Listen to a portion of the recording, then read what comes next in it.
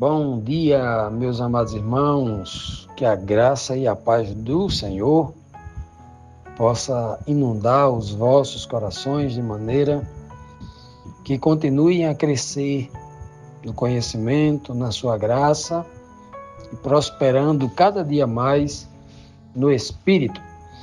Meus amados, hoje, terça-feira, nós vamos dar continuidade à nossa lição bíblica semanal, lição 10 do livro de Isaías, o Senhor Deus é a salvação. Uma continuidade aqui, obviamente, de um tema onde o Senhor traz juízo sobre Jerusalém, usando o rei da Assíria. Depois, agora, ele traz um juízo sobre o rei da Assíria para liberar de lá o remanescente fiel que deve retornar ao Senhor. Ontem, na segunda-feira, nós estudamos duas perguntas, a pergunta 3 e a 4.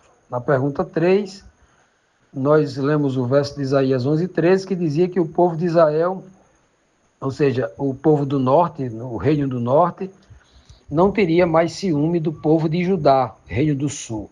E nem o povo de Judá, do reino do sul, seria mais inimigo, teria o povo do norte, o povo de Israel, como seus inimigos. Ou seja, seriam irmãos novamente, né? Irmãos, e nós entendemos claramente que essa é uma profecia que aponta para pós-ressurreição de Cristo, quando no Espírito do Senhor, judeus e gentios, judeus e samaritanos, né? Eles passam a ser irmãos de uma só fé. E vimos também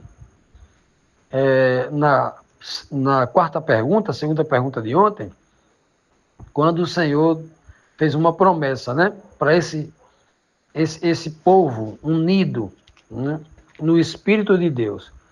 Ele diz que esses dois povos juntos, né, Israel e Judá, atacariam o povo, os filisteus, que está ao oeste de Jerusalém, a faixa de Gaza, onde hoje tem aquela guerra lá com Israel, né?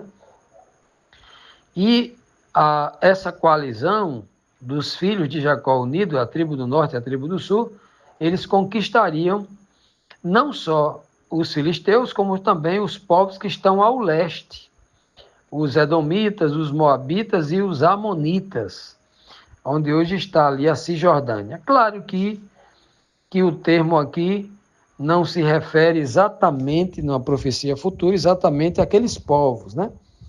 Aqui é uma figura de linguagem que fala que o povo de Deus, com a verdade do Evangelho, alcançaria de leste a oeste, de oeste a leste, né?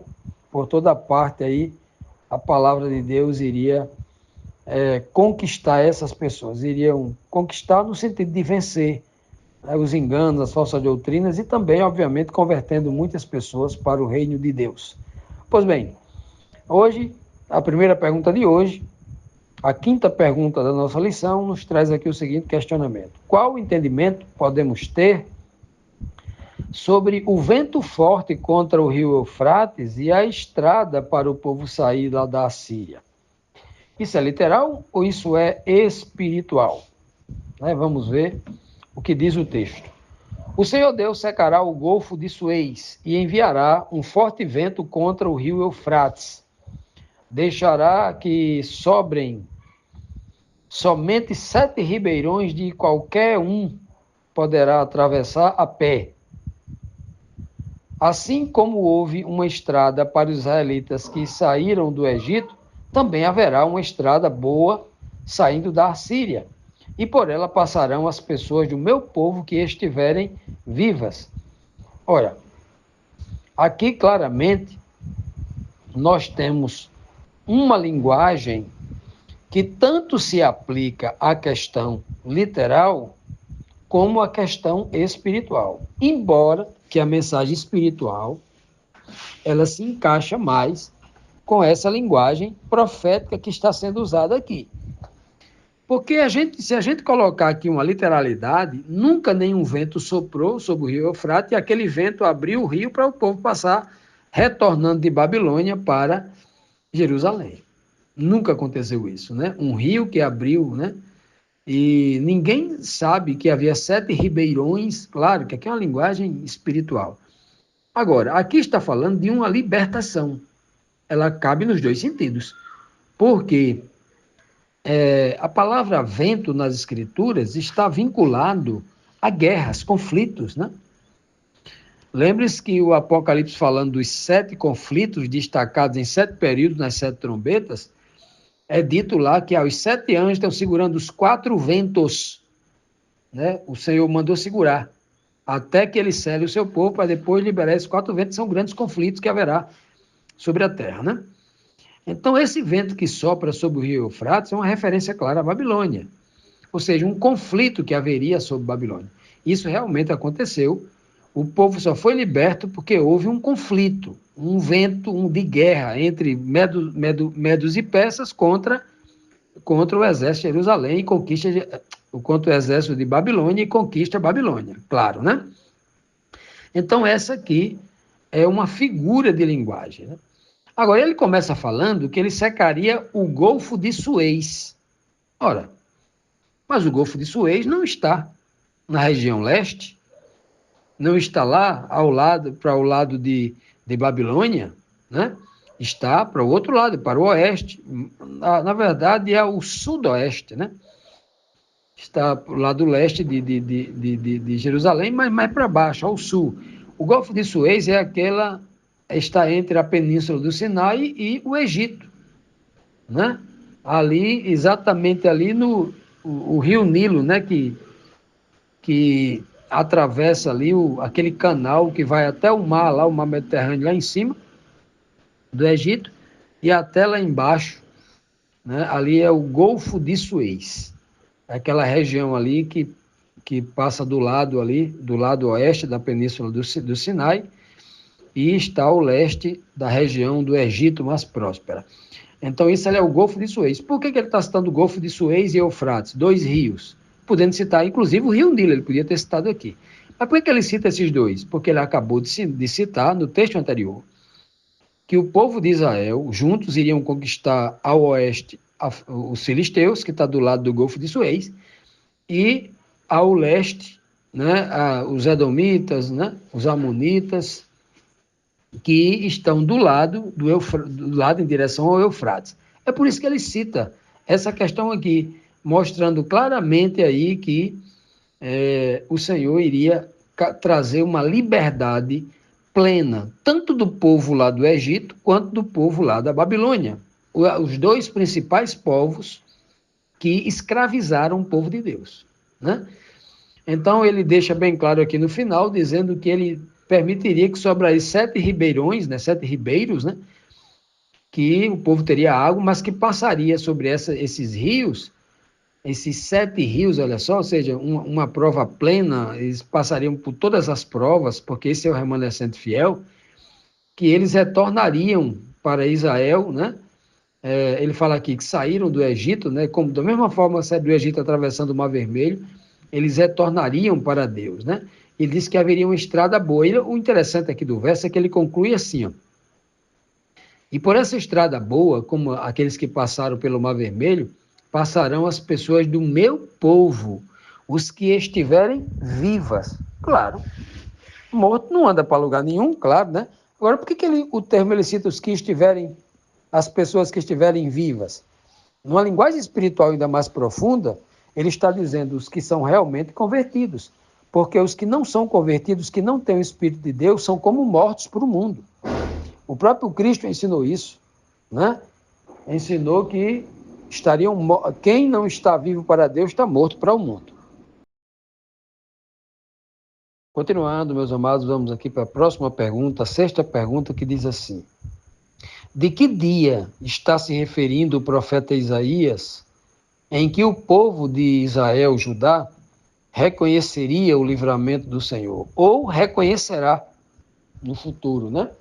Vamos ver aqui esta dupla aplicabilidade, né? Não só para os dias lá do povo que estava cativo na Babilônia, que retornariam como remanescente para Jerusalém, né? Fisicamente, e obviamente uma tipologia dos verdadeiros pessoas que voltam para Deus em espírito, que é o que importa para Deus, né? Então, em Isaías 12, versículo 2, diz assim: naquele dia, todos cantarão assim: eu te louvo, ó Senhor, tu estavas irado comigo, mas a tua ira já passou, e agora tu me consolas. Tu és o meu Salvador, eu confiarei nele e não terei medo, pois o Senhor me dá força e poder, ele é o meu Salvador. Vejam aqui, meus amados, que o texto aqui realmente, as pessoas que estavam cativas, né? Lá em Babilônia, quando são liberadas, todo mundo que experimenta uma libertação dessa vai sair com louvor no coração, com muita gratidão, né? Como eu falo aqui, né? O Senhor estava muito irado conosco, claro, porque o contexto aqui de Isaías mostra o tamanho do pecado de Israel e o tamanho do pecado de Judá, né? A descrição é terrível. Nós estudamos isso aqui a fundo nas semanas passadas, o quanto o pecado de Israel era grave, né, contra Deus, quanto o pecado de Jerusalém era grave. Os seus líderes e as pessoas haviam cometido abominações contra Deus, né? Ele estava irado por causa disso, né? Deus não está irado porque Deus se ira, não. É muito fácil dizer, tu estava irado. Era para dizer assim, tu estavas irado comigo porque eu pequei, fiz coisa errada, eu desobedeci o Senhor, desonrei o seu nome, né? Fui desonesto, não cumpri a aliança contigo. Era para estar escrito assim, né? Infelizmente não está, mas está implícito aqui. Porque quando a gente lê assim, tu estava irado comigo, as pessoas podem até entender que, rapaz, Deus ficou irado por nada. O povo lá não fez nada, Deus ficou irado com o povo, porque acordou um dia com raiva, acordou um dia, não dormiu direito e acordou. Ora, Deus não é um homem para que aconteça isso.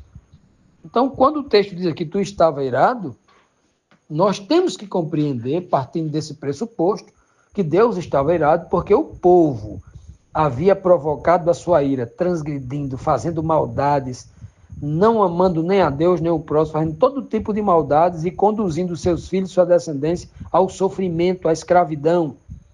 É por isso que Deus estava irado. Agora o Senhor me consola. Claro, porque se arrependeu, né? Se arrependeu do pecado, confessou, disse que não ia fazer mais. O Senhor agora, né, dá essa chance, né? Perdoa, esquece o que passou, dá uma nova vida, abençoa e agora está consolando o povo, porque Deus é maravilhoso demais. Deus tem 1.000.000 de vezes mais disposição para usar a sua misericórdia, para oferecer o perdão, do que para aplicar o juízo. Ele espera milênio, dezenas de anos para aplicar o juízo, né? Mas o perdão dele é imediato. O sujeito acabou de orar, com sinceridade do coração, o perdão já está a caminho. O Senhor espera, dá uma profecia para daqui a 10, 15, 20, 30, 50, 70 anos, uma profecia de juízo. Mas como Davi começou a orar, né, abrindo a boca para... eu pequei contra o Senhor. Não abriu, nem fechou a boca, Natan falou assim, tu já fosse perdoado, o Senhor já te perdoou. Tu não morrerás. Porque a pressa do Senhor é 1.000.000 de vezes para perdoar, mais rápido do que a aplicação do juízo. Para ele aplicar o juízo, ele vai dar muita chance para as pessoas. Deus é misericordioso demais, né? Então, quando a gente lê esse texto aqui, tu estava irado comigo, aí os ignorantes, né, que não conhecem a Bíblia toda, que ficam usando textos isolados, fora de contexto, principalmente, né, muitos ateus por aí que tentam provar que a Bíblia não é um livro inspirado, que a Bíblia é um livro feito por homens, né? É um negócio muito antigo, que já caiu de moda, já, né, saiu de moda, alguma coisa nesse sentido, que não conhece, eles vão olhar e enxergar um Deus irado porque não enxergam o contexto e nem entendem essa linguagem espiritual que está sendo empregada aqui, né? Agora tu me consolas, diz. Aí ele continua dizendo aqui, né? O remanescente que saiu, que o Senhor salvou da servidão dos caldeus, da servidão dos babilônicos, né? Ele vai dizer no seu coração: Deus é o meu Salvador, ó. Eu confiarei nele e não terei medo. Ou seja, a partir de agora, não terei mais medo. Quando ele diz assim aqui, ó, eu te louvo, ó Senhor. A palavra Senhor aqui é Yahvé, o nome de Deus o Pai, né? É a Deus o Pai que ele está dizendo, tu és meu Salvador, eu confiarei em ti, né, nele, né? E não mais terei medo, não mais terei medo, né? Quando faltar comida na minha casa, eu não vou ter mais medo de passar fome. E aí não vou seguir o que as outras nações. Você está com medo? Está com fome? Então vamos pedir ali ao Deus tal, ao Deus Baal, ao Deus Bel, ao Deus, né? Quemós, Astarote, Milcom, Tamuz. Vamos pedir esses deuses aí, a Ashera. Não precisa pedir mais, né? Porque o povo sempre tinha essa desculpa de que havia buscado outros deuses, porque o Deus de Israel ficou em silêncio, parecia que não dava resposta, eles iam passar fome, com medo de passar fome porque estavam no teste, foram atrás de outros deuses. Não foi assim que fizeram lá no deserto, quando fizeram o bezerro de ouro, porque Moisés estava demorando, porque Deus não dava resposta, e eles se agoniaram, né? É sempre assim, o povo sempre tem uma desculpa, porque não passa no teste, se aperreia, são imediatistas, e aí cai, né? Cai na tentação de procurar esses deuses. É por isso que ele diz aqui, ó, tu é o meu Salvador, foi tu que me salvou, agora eu vou confiar só no Senhor, eu não vou ter mais medo. Eu não vou ter agora mais desculpa para deixar o teu nome para ir atrás de ídolos mudos e surdos, né? Ele diz claramente aí, ó, pois o Senhor me dá força e poder. Ele, o Senhor, Yahvé, ele é o meu Salvador. Ele repete aqui, deixando muito claro. Meus amados, diante desse contexto aqui, obviamente, essa aplicação aqui, ela é mais perfeita quando nós aplicamos este verso para o dia do retorno de Cristo à Terra, na companhia de Deus o Pai, para livrar definitivamente, não é de Babilônia, não é só do Egito, mas da pior escravidão que rola nesse planeta inteiro, que é a escravidão do pecado.